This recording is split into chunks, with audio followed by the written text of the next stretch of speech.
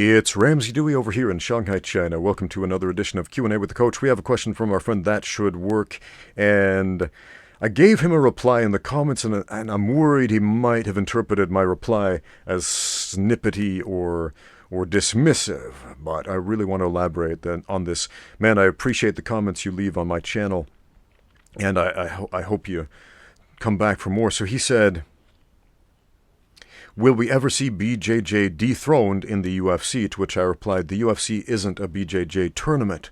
So let's elaborate on the question. Let's elaborate on my answer. Will we ever see BJJ dethroned in the UFC? And I think a lot of people have this idea that mixed martial arts and Brazilian Jiu-Jitsu are either the same thing or very close to being the same thing, and they're not. They're not. They're absolutely not. It is not 1993 anymore. It has been a very long time since Royce Gracie, with a background in only Brazilian Jiu-Jitsu, went out there and strangled some dudes who didn't know anything about grappling and impressed the world and showed that when you have a style versus style match, a guy who's good at grappling is very good at controlling a dude who is not good at grappling. And that was true then, and that same concept is true now, but MMA is no longer a contest of a guy who's good at grappling against a guy who isn't. It's a contest of a well-rounded fighter against another well-rounded fighter. Guys who know the stand-up game, who know the ground game, who can grapple, who can clinch, who can do the submissions, who can strike, who can do everything. And if you are deficient in any of those departments, you are going to suck as an MMA fighter. You will not cut it in the UFC, not in this day and age. It just simply won't happen. So, in that sense, BJJ has been dethroned a long time ago in the UFC, man. In fact, even in the early UFC, back in the 90's, it wasn't Brazilian Jiu-Jitsu that was dominating after Royce left the sport. It was wrestling. It was wrestling, man. Do you remember when Mark Coleman was the it guy in the UFC just by wrestling people to death? And he wasn't doing any fancy submissions. He was taking people down, squashing and crushing them. Man, and that was the state of the UFC for quite a long time, and a lot of people hated it. They were bored with it, but a lot of people couldn't tell the difference, because grappling is grappling, and a wrestler squishing a guy to a casual doesn't really look that much different than a Brazilian Jiu-Jitsu guy squishing a guy in much the same way that, say, a karate guy and a taekwondo guy and a kung fu guy might look exactly the same in a striking sparring match to a casual observer. Or even to an experienced pro, it might be exactly the same. It's kicking and punching for the most part.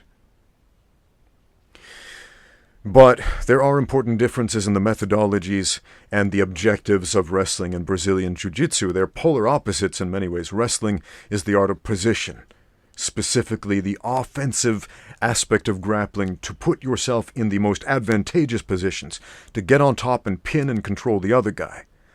Whereas, while this is certainly an option and a preferable option in Brazilian Jiu-Jitsu gives you other avenues to explore.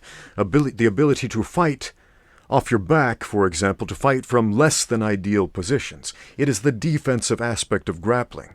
It really is. Now, that shouldn't be confused with the fact that there are no offensive options in Brazilian Jiu-Jitsu. That's simply not true. Obviously, any submission is an offensive option, but it's a defensive offense, if you will. It's like the counterpunch of grappling. Counterpunching is a defensive striking strategy, as opposed to getting in the pocket and slugging it out, which is an offensive strategy.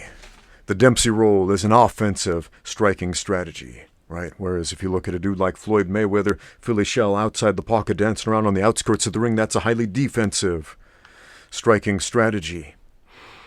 So BJJ once again got dethroned a long, long time ago, even back in the 90's, and definitely by now. If you know what Brazilian Jiu-Jitsu is, if you go to any Brazilian Jiu-Jitsu gym especially if you come from a striking background and you are preparing for an MMA fight, you might be a little confused, like, hey, when do we account for striking in all of this? In this position, I could get hit or I could hit him. What about that? How do we train for that situation? And you're not going to get those answers at most Brazilian Jiu-Jitsu gyms, because that's not what they're training for right now specifically, which again is a little bit different than what Royce was doing, because he was training Jiu-Jitsu in the context of fighting. Now, his emphasis wasn't punching people to death. He did slap people around once in a while, but with the goal of facilitating his grappling. His goal was always control and submit the other guy, in the context of fighting as opposed to in the context of a sport jiu-jitsu tournament.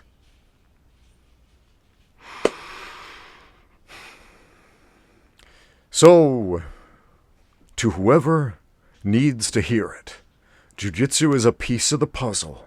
In the sport of MMA, it is not the whole thing. Being a black belt in Brazilian Jiu-Jitsu is great. But how much that matters in the sport of mixed martial arts, it factors in, but not as much as you might think. Thanks for watching. Now get out there and train.